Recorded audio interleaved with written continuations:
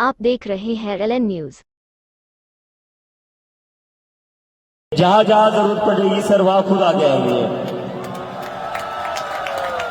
आपल्या देशातल्या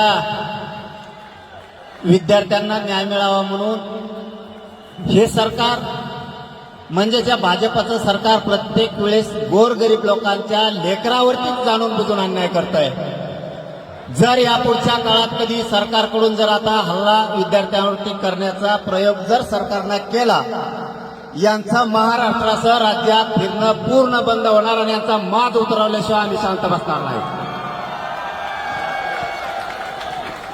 सर ने जो कहा है वो ये कि ये जो सरकार है, बीजेपी की जो सरकार है, वो बस गरीबों के बच्चों के ऊपर हमला करती है और इसके बाद अगर स्टूडेंट्स पर हाथ उठाया तो जितने भी बीजेपी के लीडर्स हैं उनको महाराष्ट्र में घूमने नहीं देंगे मनोज जरांगे सर, ऐसा सर ने कहा।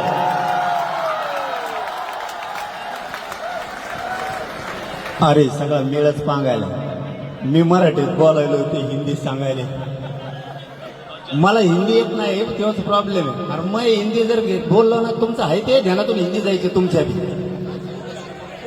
नको व्हायला, मला खरंच नाही बोलत। मी फक्त शेवटचं वाक्यात सांगतो, असंच आंतरवालीला सुद्धा गोरगरिबांच्या लेकरासाठी आंदोलन होतं, त्या ठिकाणी सुद्धा माय मावल्यांना, मुलींना, वृद्ध माणसांवरती सुद्धा प्राणघातक हल्ला केला होता। या सरकारनं आमच्यावरतीही गोळ्या घातल्या होत्या। फक्त माझी सगळ्या विद्यार्थ्यांना एक विनंती राहील, तुम्ही ही जागा सोडू नका। आम्ही सगळा देश तुमच्या मागे आहे, तुम्ही तिकडे गेलात नाही, हे आंदोलन मोडून टाकते। शांततेच्या आंदोलनात एवढी ताकद आहे ते आम्ही सिद्ध करून दाखवलंय। आम्ही सुद्धा तुमच्या सोबत आहेत, ही जागा फक्त सोडू नका।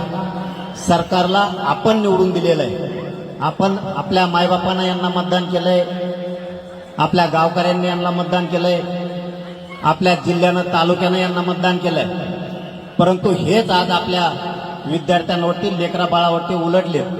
यांना उलट करायची ताकद या विद्यार्थ्यात आणि या राज्यातल्या गोरगरीब जनतेत आहे, हे यांच्या लक्षात नाहीये।